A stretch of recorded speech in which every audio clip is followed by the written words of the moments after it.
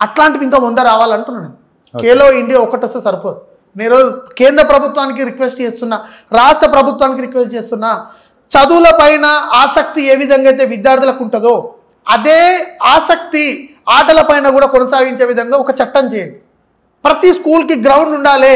Ground లేని school మొత్తం మూసేసేయండి. Private schools అయినా సరే, గవర్నమెంట్ స్కూల్స్ అయినా సరే. ఆటల పట్ల ఖచ్చితంగా ఒక మాస్టర్ ఉండాలి, పీటీ ఉండాలి, దానికి సంబంధించినటువంటి జరగాలి. ఏమేమి గేమ్ ఆడతారో ఎవరికి మీకు తెలుసా అన్న? జిమ్నాస్టిక్ ఎట్లా పోవాలి, ఏ గేమ్ ఎట్లా ఆడాలో మీకు తెలుసా? గ్రామీణ ప్రాంతాల్లో ఉన్న వాళ్ళకి ఏం తెలుస్తుంది అన్న? ఫుట్బాల్, హాకీ, ఒక బ్యాట్ ఒక బాల్ ఉంటే 3 కట్టలు పెట్టుకొని మన క్రికెట్ తప్ప మనకి ఏం తెలుస్తుంది? ఈరోజు క్రికెట్ వరల్డ్ ఛాంపియన్ అయింది ఈరోజు. ఎందుకంటే క్రికెట్ ప్రతి గ్రామంలో ఉన్నది. అట్లాగా క్రికెట్ రావాలి, హాకీ ఇవన్నీ రావాలంటే మనం ఖచ్చితంగా ఆపర్చునిటీస్ ఉండాలి. హాకీ బ్యాట్ ఇంతవరకు పట్టుకోవాలండి చేయితోటి. హాకీ బ్యాట్ స్టూడెంట్స్కి ఇవ్వాలి, హాకీ గ్రౌండ్ చేయాలి, ఫుట్బాల్ రావాలి, ఈరోజు రేస్లింగ్ రావాలి, బాక్సింగ్ రావాలి. ఇవన్నీ రావాలంటే ప్రభుత్వం పెట్టాలి. పెట్టకుండా మొత్తం రాలేదు అంటే ఏడంగా వస్తుంది అన్న. ఇప్పుడు దున్నపోతు గడ్డేసి బర్రెకు పాలు పిండితో వస్తుందా అన్న? అందుకే నేనేమంటున్నానంటే బరాబర్ స్టూడెంట్స్ని ఈ విధంగా తయారు చేయాలి.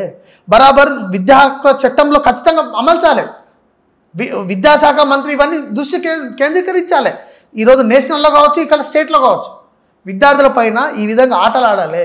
స్టూడెంట్స్ ఇంకొక విషయం నేను చెప్తున్నా, ఈ పథకాల మాట పక్కకెట్టు, కానీ సూర్యకిరణాలు కూడా స్టూడెంట్స్ మీద పడకుండా జైళ్ళలాగా శ్రీ చైతన్య నారాయణ కళాశాలల్లో విద్యార్థులకు ఆట తెలియదు, పాట తెలియదు.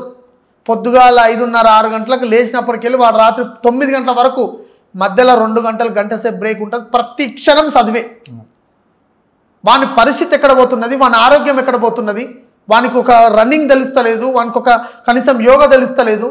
దారుణమైనటువంటి పరిస్థితిలో ఉన్నారు. నిజమైన జైలు అవి. విద్యార్థులను జైల్లో పెడుతున్నారు. లక్షల రూపాయలు ఇచ్చి పిల్లల్ని జైల్లో పెట్టే పరిస్థితి వచ్చింది ఈరోజు. కాబట్టి ఇలాంటివి ప్రోత్సహించొద్దని చెప్పి నేను చేతులు పెట్టి దండం పెట్టి మరి నేను చెప్తున్నా, ఇవి జైళ్ళల్లో ఉన్నటువంటి ఈ విద్యార్థులను ఫస్ట్ విడిపించండి.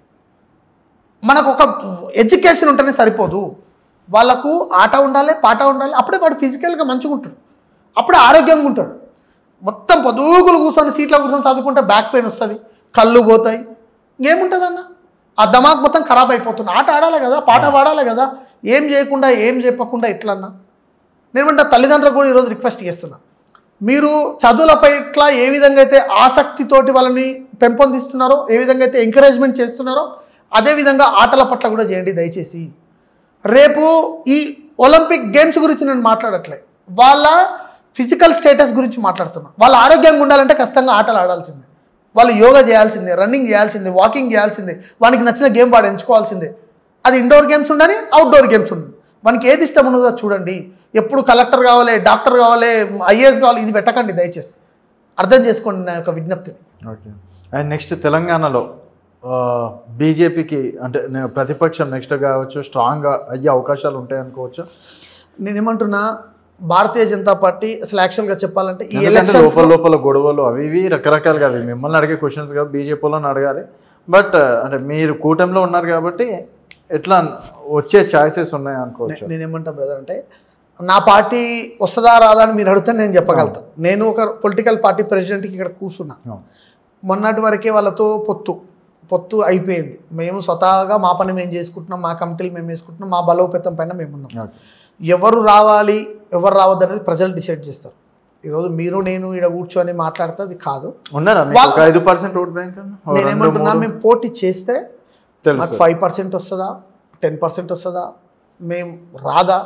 నేనేమంటున్నా, మొత్తానికి రాకపోయినా కానీ శివసేనను వదిలిపెట్టే పరిస్థితి ఏముండదు. మేము సిద్ధాంతం కోసం పనిచేస్తాం. బాల్ ఠాకరే గారు తెలంగాణ మొత్తంలో 100 మంది అన్న ఏం మాట్లాడుతున్నావు? మేము చేసినటువంటి ఉద్యమాల గురించి తెలుసుకోండి మీరు. ఫస్ట్ ఆఫ్ ఆల్ మేము వేల సంఖ్యల్లో మేము నార్త్లో వెళ్ళి మేము మంచి మంచి మీటింగ్స్ పెట్టినాం. నేను తెలంగాణ గురించి నేను తెలంగాణనే చెప్తున్నా. నార్త్ అంటే తెలంగాణ నార్త్ లేదా? నిజామాబాద్ జిల్లాలో మీటింగ్లు పెట్టినాం, ఆదిలాబాద్ జిల్లాలో మీటింగ్లు పెట్టినాం, పాలమూరు జిల్లాలో మీటింగ్లు పెట్టినాం, హైదరాబాద్లో పెట్టినాం. మేము జబర్దస్త్గా మేము ఇక్కడ ఉన్నాం. 100 మంది కాదన్నా, సమయం వచ్చినప్పుడు లక్షల మంది శివ సైనికులు కార్యకర్తలు వస్తారు.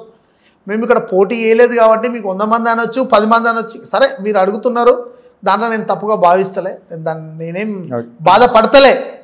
కాకపోతే శివసేన సత్తా ఏందనేది ప్రజలకు తెలుసు. ఒక శివ సైనికుడు 100 మంది ఇతర పార్టీ కార్యకర్తలతో సమానం. మేము దేశం కోసం ధర్మం కోసం పనిచేస్తాం. ఛత్రపతి శివాజీ ఐడియాలజీ మా ఐడియాలజీ. సో మేము ఏం చేయాలనేది మాకు సంపూర్ణమైనటువంటి కార్యాచరణ చూపిస్తాం. ఒక 6 నెలల శివసేన కెపాసిటీ ఎంతో చూపిస్తాం మీకు. 6 నెలల 6 monthsలో ఆన్ ద రికార్డ్ చెప్తున్నా 6 monthsలో శివసేన అంటే ఏందో నేను చూపిస్తా. ఎట్లా హౌ నేను అంటే ఏదో ఒక సందర్భం వస్తుంది కదా. ఇప్పుడు జిహెచ్ఎంసీ ఎలక్షన్స్లలో అన్న మేము కూడా పోటీ చేస్తాం, డెఫినెట్గా మేము గెలుస్తామని చెప్పేసి ఒకటి ఉంటుంది. లేకపోతే 1,00,000 మందితో నువ్వు మీటింగ్ పెట్టినంత మాత్రాన మీరు 1,00,000 మంది శివ సైనికులు అయిపోయినట్టు మనం అనుకోలేం కదా. నేనేమంటున్నా బ్రదర్, 6 monthsలో నేనేందో శివసేన ఏందో శివసేన కాంట్రిబ్యూషన్ తెలంగాణ రాష్ట్రంలో ఏందో నేను చూపిస్తా. పక్కా ప్రణాళిక ఉంది, ప్రణాళిక కోసం పనిచేస్తున్నా. ఓకే అన్న, విలువైనటువంటి కరెన్సీ నోట్లు శబ్దం చేయవు. చిల్లర రూపాయ, 2 రూపాయలు, 5 రూపాయలు అవే శబ్దం చేస్తుంది. నేను కరెన్సీ నోటు లాంటి నేను చిల్లర కాదు. నేను ఊకే నేను ప్రతిదీ చిల్లరగా నేను